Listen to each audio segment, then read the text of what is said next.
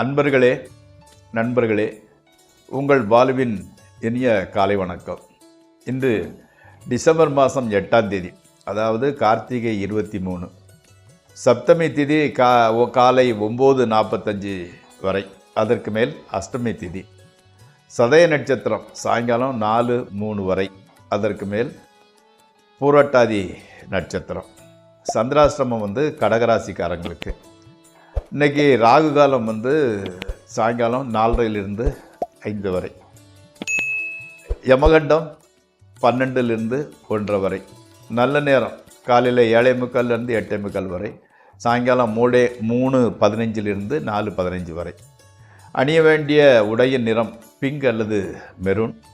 தவிர்க்க வேண்டியது ப்ளூ அல்லது பிளாக். சாப்பிடக்கூடியது எப்படின்னு கேட்டிங்கன்னா உளுந்த வடை, புளியோதரை, அந்த மாதிரி பொருட்களை சாப்பிடலாம்.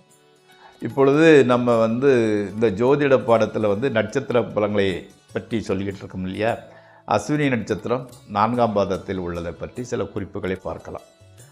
அஸ்வினி நட்சத்திரம் 4ஆம் பாதத்தில் பிறந்தவர்கள் எப்படின்னா, தம்மிலும் மூத்த மாதர் மூலம் சுகம் காண்பவராகவும், குடும்ப வாழ்வில் சுகபோகத்தை அனுபவிப்பவராகவும், அரசராலும் ஆளுங்கட்சியாலும் ஆதாயம் பெறுபவர்களாகவும் இருப்பார்.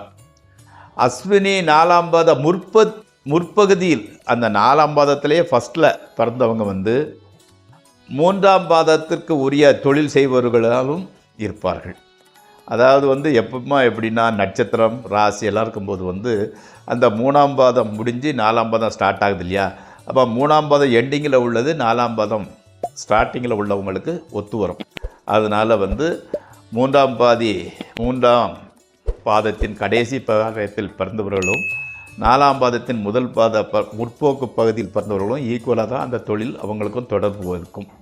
பலவகையான ரசாயன பொருள், பிணி நீக்கும் மருந்து வகைகள், நவரத்னம், பொன் தொடர்பான தொழில் செய்வார்கள்.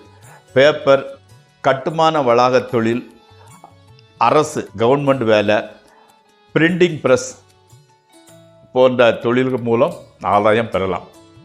பொதுவாக மூத்த சகோதரராலும் இளம் பெண்களாலும் இவர்கள் நன்மை பெறுவார்கள். நண்பர்களே, இப்பொழுது ராசி பலன் நிகழ்ச்சிக்குள் செல்வோம். இந்த ராசி பலன் நிகழ்ச்சி உங்களுக்கு உபயோகமுடையதாக இருக்குமாயின் சப்ஸ்கிரைப் செய்யவும், நண்பர்களுடன் பகிர்ந்து கொள்ளும்.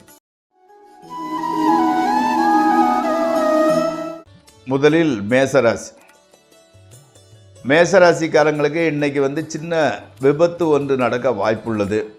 விபத்து நடந்தாலும் பாதிப்பு பெரிய அளவில் ஏற்படாது. ஆனால் அந்த விபத்திற்கு பிறகு பெரிய நன்மைகள் நடக்க வாய்ப்புள்ளது. எதிர்பாராத வகையில் தாயின் அல்லது மனைவியின் வழி சொத்துக்கள் சேரும். குடும்பத்தில் சுபகாரியம் ஒன்று நடைபெறும். கணவன் மனைவி உறவு நன்றாகவே இருக்கிறது. அடுத்து ரிஷபராசி. பெரிய வரவுகள் இல்லை என்றாலும் கூட பணத்தட்டுப்பாடு கம்மியாக தான் இருந்துக்கிட்டு இருக்குது. தொழிலில் முன்னேற்றமும் மனமகிழ்ச்சியும் உண்டாகின்றது. பணத்தட்டுப்பாடு பெரிய அளவில் இல்லைன்னா கூட வரவை விட செலவு அதிகமாக இருக்கிறதுனால கொஞ்சம் மனசுக்கு சங்கடமாக இருக்கிறது. வீண் அலைச்சல் உண்டாகின்றது. அடுத்து மிதுன ராசி. குடும்பத்தினர்களுக்கு சிறு நோய் ஏற்பட்டால் கூட அதை அலட்சியம் செய்யாமல் உடனே கவனித்து விட வேண்டும். இல்லைன்னா அது பெரிய அளவு மருத்துவ செலவை இழுத்து வைக்கிறதுக்கு உண்டான ஒரு சூழ்நிலை உருவாகிவிடும். காலதாமதம் வீண் கவலையை அளிக்கும். கணவன் மனைவி உறவு பற்றி அவ்வளவு பெரிய அளவில் சிறப்பாக கூடுவதற்கு இல்லை. ஸோ கொஞ்சம் உஷாராக நடந்து கொள்ள வேண்டிய சமயம் இது. அடுத்து கடகராசி. தொழிலில் கொஞ்சம் இடையூறு, டிஸ்டர்பன்ஸ் இருந்துக்கிட்டு தான் இருக்குது. உத்தியோகம் செய்கிறவங்களுக்கு மேலதிகாரிகளின் கோபம், கொஞ்சம் கவலை ஜாஸ்தியாக இருந்துக்கிட்டு இருக்குது. வீணலைச்சல் உண்டாகிட்டு இருக்குது. பொருள் இழப்பு, மரண பயம், நண்பர்களால் தொல்லை, குடும்பத்தினரிடம் மனத்தாங்கல் ஆகியவற்றை எதிர்பார்த்தே ஆக வேண்டும். ஆனாலும் கூட மனைவி மக்களின் ஆதரவினால் ஒரு விதமான மகிழ்ச்சியும் ஏற்படவே செய்கின்றது. அடுத்து சிம்மராசி. குடும்பத்தில் மருத்துவ செலவு ஜாஸ்தியாகிறது, அதிகரிக்கிறது. எச்சரிக்கையுடன் நடந்து கொண்டால் பெரிய ஆபத்துக்கள் எதுவும் வராமல், பெரிய அளவு பிரச்சனைகள் வராமல் தப்பித்து கொள்ளலாம். குடும்பத்தில் வந்து அந்த மகிழ்ச்சி வருத்தம் மாறி மாறி கலந்தே நடக்கிறது. கணவன் மனைவி உறவு மட்டும் நல்ல விதமாகவே இருக்கிறது. அடுத்து கன்னிராசி. புதுமனை புகுவது, புத்தாடைகள் வாங்குவது, மனமகிழ்ச்சிக்கானவற்றை செய்வது போன்ற சம்பவங்கள் நிகழ்கின்றது. குடும்பத்தில் எல்லாரும் வந்து மகிழ்ச்சியாகவே இருக்கின்றனர். ஒரு குறைவும் இல்லை. கணவன் மனைவி உறவு நல்ல விதமாகவே இருக்கிறது. அடுத்து துளாராசி. தொழில் வந்து கொஞ்சம் மந்தமாக நடக்கிறது. நீங்கள் எவ்வளோதான் ஸ்டெப் எடுத்தால் கூட அது ஸ்பீடாக நீங்கள் நினைக்கிற அளவு முன்னேற்றம் இல்லை.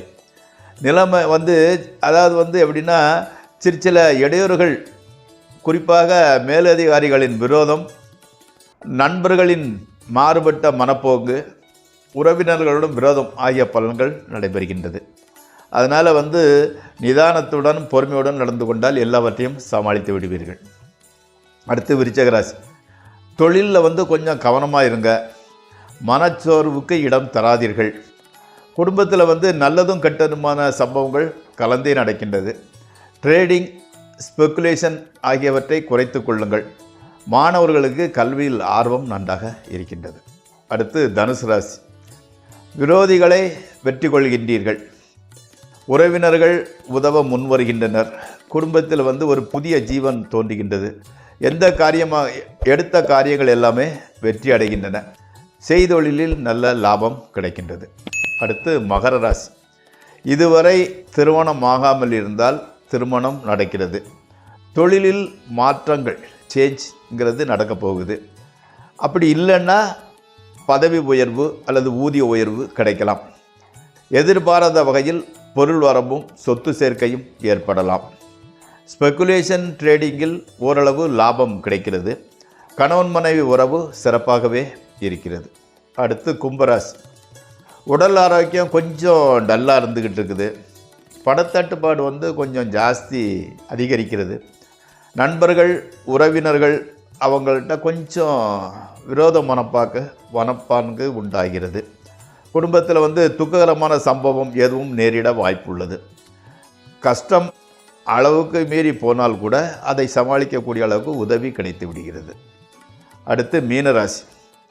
மக்கள் உதவி செய்பவர்களாக இருக்கிறார்கள்.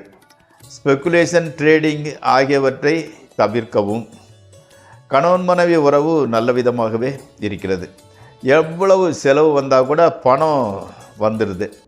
கிரெடிட் கார்டு உபயோகத்தை குறைத்து கொள்ளுங்கள். தொழில் மாற்றம் நல்ல பலனை கொடுக்கும். நண்பர்களே, இந்த ராசி பலன் நிகழ்ச்சி இத்துடன் முடிவடைகிறது. நாளை மீண்டும் சந்திப்போம். உங்கள் பால்.